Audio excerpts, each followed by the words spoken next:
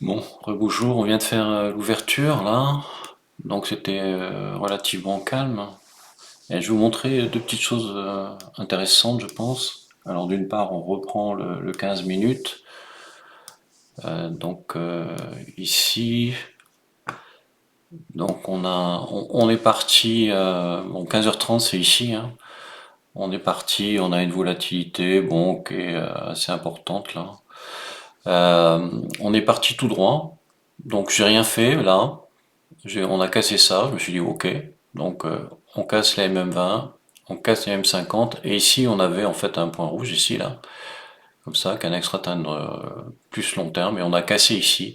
Et là, quand on est approché d'ici là, avant le point rouge, j'ai fait un trade ici, acheté, vendu, voilà. Et puis après, bon, j'en ai fait d'autres ici, au-dessus là, comme ça, voilà. Et puis après, j'ai laissé aller. On est monté jusqu'ici, vous voyez que le point haut est ici en 15 minutes, donc on n'est pas allé jusqu'en haut, mais quand même pas loin. Par rapport à la présentation que j'avais fait ce matin, qu'est-ce qu'on a fait en fait? On a comblé un petit trou qui était au-dessus ici, qu'on peut peut-être voir si on enlève les... Voilà. Ouais, ce matin, ce que j'avais montré dans une vidéo, c'était qu'on avait en fait un trou ici, une pince de crabe ici, voilà. Et on voit bien que ce qu'on a fait, hop, avec l'ouverture de ce matin, c'est travailler ce trou et combler ce trou. Donc on est monté jusqu'ici, on est redescendu quand même très bas, voilà. Donc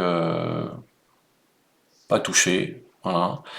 Et on est bloqué par MM20, MM5, enfin MM7, MM20. Voilà. On traverse la M50, mais on est bloqué par MM20 et MM7 ici. On demande souvent pourquoi je travaille toujours sur PRT et pas strictement en volume profile.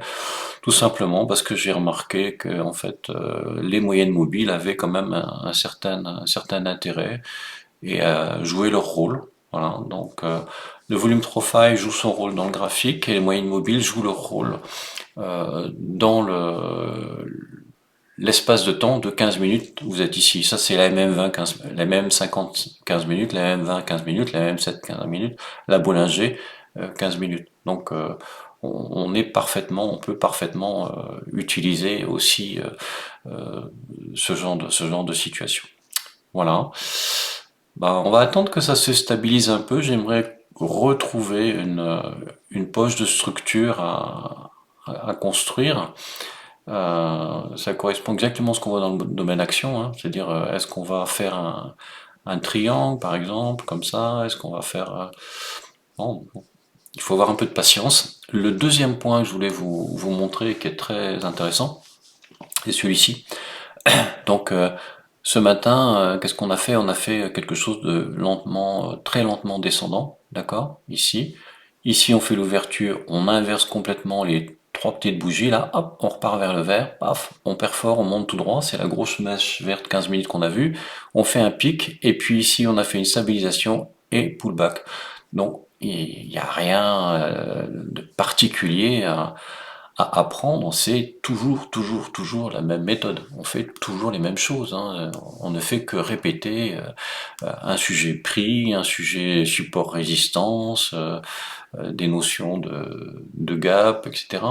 Ce qui m'a rendu particulièrement méfiant, c'est que j'ai vu un gap quand on était dans le haut, et je me suis dit, boum, là, ça va repartir dans l'autre sens. Je vais vous le montrer.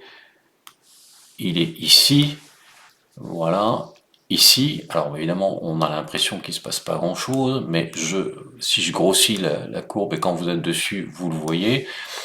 Bon, on était dans un range ici, un range qui est dépassé par les prix, puis qui est dépassé par les prix par le bas.